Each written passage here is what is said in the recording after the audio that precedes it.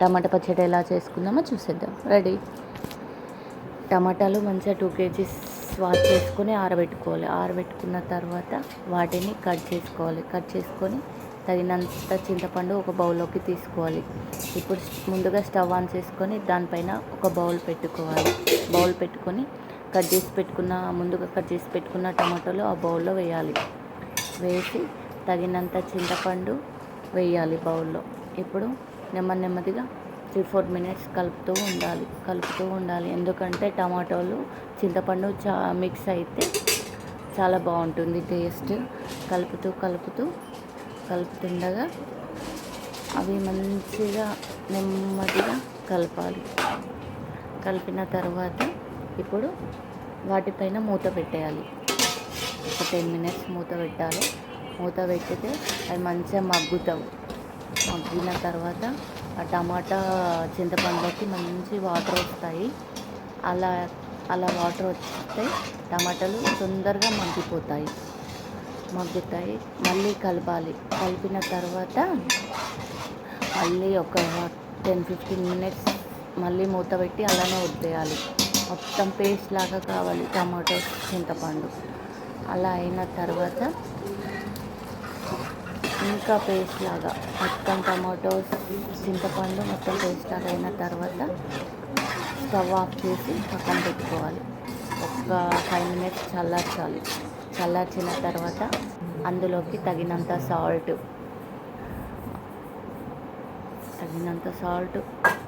2 kgs టమాటాకి ఒక బౌలెడు chilli powder,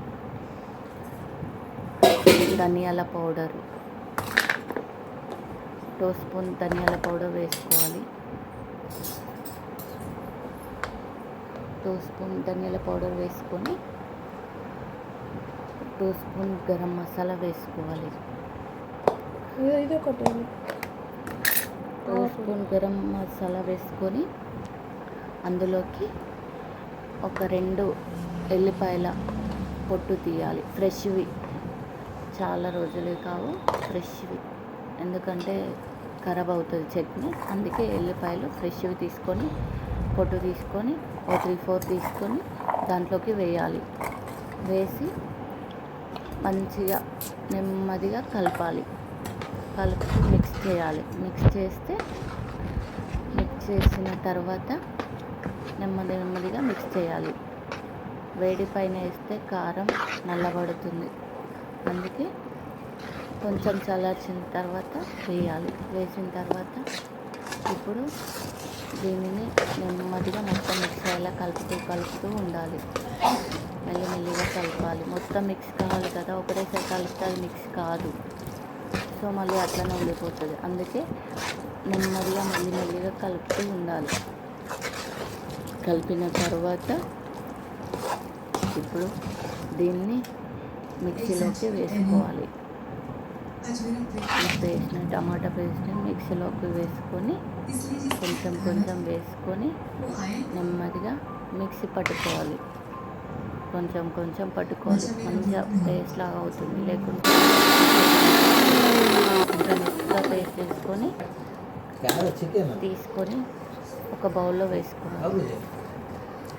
వేసుకున్న తర్వాత ఇప్పుడు పక్కన వేసుకున్న బౌల్లో టమాటా పేస్ట్ మిక్స్ అయిన తర్వాత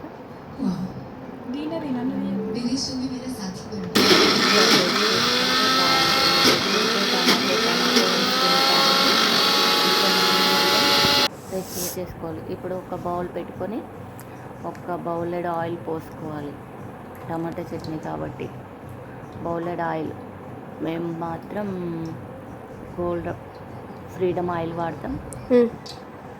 కాకుంటే చట్నీలకి పల్లి నూనె పోయాలి. ఫ్రెష్ పల్లి నూనె చూడండి.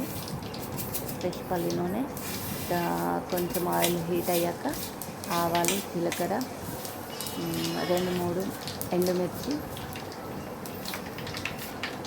కరివేపాకు, మినప్పప్పు వేసుకోవాలి. పోపుకి చాలా బాగుంటుంది టేస్ట్. మినప్పప్పు, శనగపప్పు, ఎల్లిపాయలు మంచిగా దంచి వేసుకోవాలి.